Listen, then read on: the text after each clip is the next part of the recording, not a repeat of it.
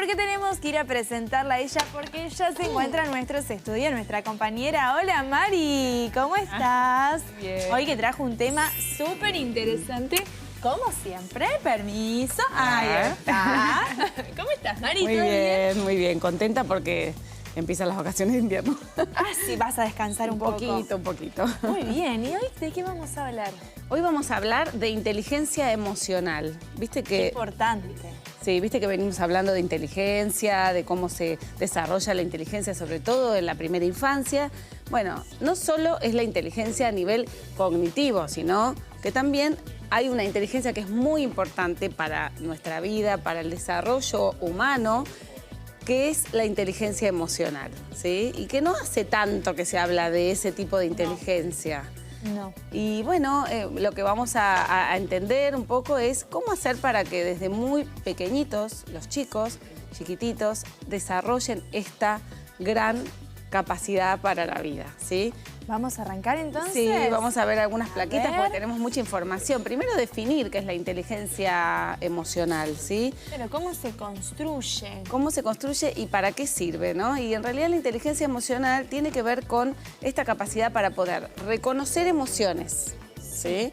En sí mismo, que es muy difícil, no te creas que es tan fácil cuando son muy chiquititos. ¿En qué edad o a partir de qué mes ellos empiezan como a percibir esa inteligencia emocional? Y en realidad al principio de la vida, cuando son bebés recién nacidos, es una emoción toda su vida. O sea, ellos sienten reflejos más que emociones. ¿Qué quiere decir esto? Que ellos sienten hambre, sienten sueño, se sienten frío, incomodidad y la emoción es general. O sea, no pueden discriminar cuando hay miedo, cuando hay... Todavía no, porque es muy primitivo. Claro, todo lo que es el sistema emocional se va desarrollando. Cuando la mamá, el papá, los cuidadores primarios los contienen, cada vez que ellos tienen una necesidad, por eso, viste que hay tantas teorías en la vida como personas y como investigadores.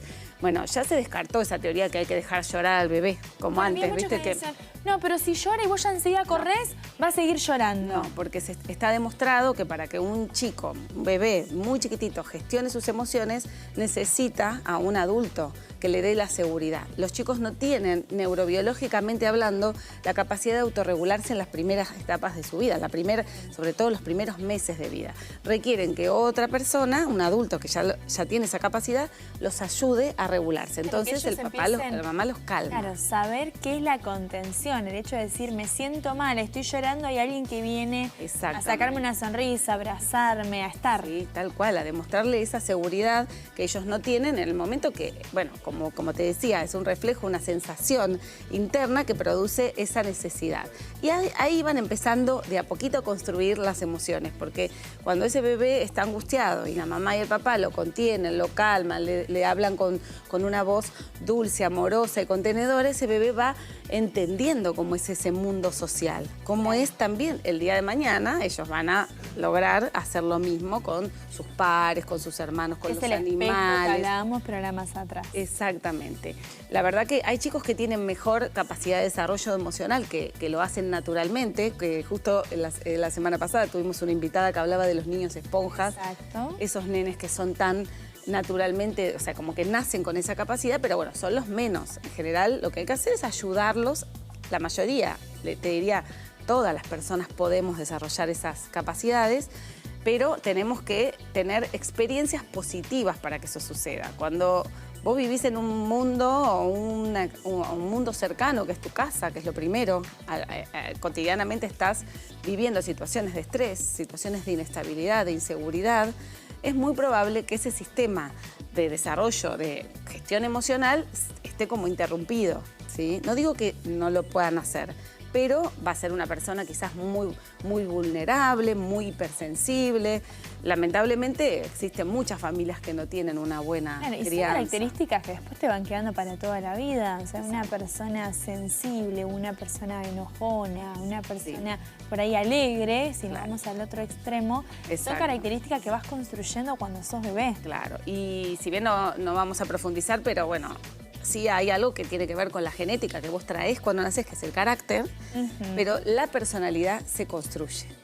esa personalidad que va a tener mayor o menores capacidades de desarrollo socioemocional va a depender del entorno, va a depender cómo la familia o la escuela, los abuelitos, los hermanos, todo ese contexto. El carácter, ¿no? El carácter se nace. Construyendo. Ah, ¿sí? Sí, y vos nacés. Después se va modificando. Se modifica, lo que hace el carácter es un condimento de la personalidad. ¿Sí? Vos podés tener un carácter más fuerte o más sensible, pero ese carácter se va forjando, se va haciendo mucho más seguro, más robusto con todo ese contexto. Y eso es lo que forja la personalidad. Bien. ¿Sí? Y ahora cuando hablábamos de la inteligencia, ¿por qué hay que ir estimulándola? La estimulación es fundamental y es parte de la educación, porque viste que se enseña matemáticas, se enseña lengua, se enseña ciencias sociales y naturales. Bueno, dentro de todas las escuelas, incluso en el nivel inicial, existe lo que es la educación emocional. También hace muy poquito, ¿sí? Y hay en nuestro país algunas provincias que ya desarrollaron lo que se llama Ley de Educación Emocional, Misiones, San Juan, son provinciales. ¿Qué es lo que hacen? Y es obligar, porque las normas, las leyes lo que hacen es obligar a desarrollar esa educación en las escuelas, ¿sí? ¿De qué manera? Y las maestras lo que tienen que hacer, los docentes, es planificar actividades donde se enseñe a gestionar las emociones. Ay, me encanta. Sí, se enseña así como planificás la clase de matemática, planificás la clase de educación emocional. ¿A través de juegos? De todo, juegos, trabajo en grupos, role-playing, trabajo con cuentos. Como, por ejemplo, bueno, cuando yo también fui maestra jardinera muchos años, en mi sala, yo hacía familias de animales. Entonces yo tenía la familia de los osos, había un osito que era el oso Pepe, chiquitito, que iba al jardín como los chicos. Tenía mochila, tenía guardapolvo, y él se sentaba en la ronda con los amigos y le pasaban las mismas cosas que ellos. Entonces, por ejemplo, a través de lo que se llaman cuentos proyectivos, trabajábamos las emociones del muñequito. El osito tenía mamá, tenía papá, iba al jardín, tenía maestra, tenía hermanos, en algún momento iba a tener un hermanito. Todo eso que pasaba lo trabajamos como si fuese un cuento proyectivo que lo pueden hacer las mamás, las abuelas en la casa. Sí. Con los peluches, por ejemplo, si hay algún nene que está teniendo alguna dificultad para gestionar sus emociones, porque es normal en la primera etapa de la vida, viste que los chicos a veces muerden o sin querer sacan las cosas sin pedir por favor. Bueno, todo eso que te estoy diciendo, pedir por favor, esperar el turno, todo eso es lo que se llaman habilidades sociales. Claro. ¿Sí? Que ellos también vayan entendiendo que por ahí estar mal o sentirte mal o sensible no está mal visto. Porque por ahí ellos se van guardando las ganas por ahí de llorar porque si llorás está mal. Claro, o lloran por todo de la misma manera, porque no pueden diferenciar qué es el miedo, qué es la tristeza, qué es por ejemplo, la frustración, la ira, el enojo. Entonces, al principio, lo que los chicos reconocen son emociones básicas. Acá las estamos viendo. Ah, sí, acá estamos viendo las emociones básicas. Esas emociones básicas son más fáciles de comprender al principio. ¿Viste como la famosa película esa que divide las emociones? Es súper linda, Intensamente. Intensamente, que al principio, bueno, que son los personajes principales, donde está el miedo, la alegría, la tristeza y el enojo. Exacto. O la ira.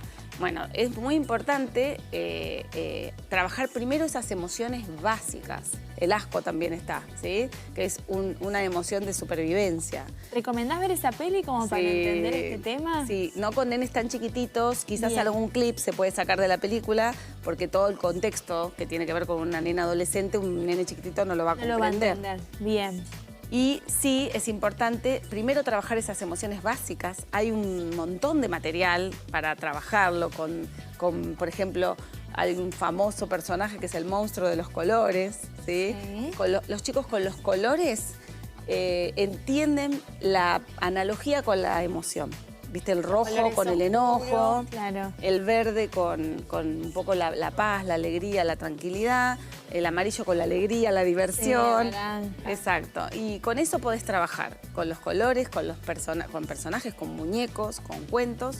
Y bueno, una vez que ya ellos están un poco más grandes, a partir de los 2, 3 años, te diría 4, podés empezar a trabajar otras emociones un poco más complejas o secundarias. Pero primero tenés que tener garantía que esas emociones básicas las tienen que tener adquiridas, ¿sí? Y ahí hablamos de la vergüenza, que eso aparece en nenes chiquititos, ¿sí? Exacto. La culpa, cuando me le pegué a un amiguito. Se van al rincón. Claro, le saqué el juguete sin pedir permiso. Empiezan a tener cierta culpa y bueno, se puede trabajar como un reconocimiento, sobre todo el reconocimiento de las emociones. El pedir perdón. El pedir perdón ya sería la habilidad social lograda, que puedan accionar y decir, pido perdón, sería eso. Me encanta, ¿sí? pero antes Dejamos... que ellos se den cuenta de que hicieron algo mal, sin claro. saber cómo accionar. Exacto. Si te parece, podemos dejar para dentro de un ratito las emociones complejas. Así es, porque ¿sí? este tema es súper interesante, Mari, así que me voy a quedar acá charlando con vos. Pero antes nos vamos a una pequeña pausa, pero súper chiquitita, porque ya seguimos con mucho más. ¡Viva!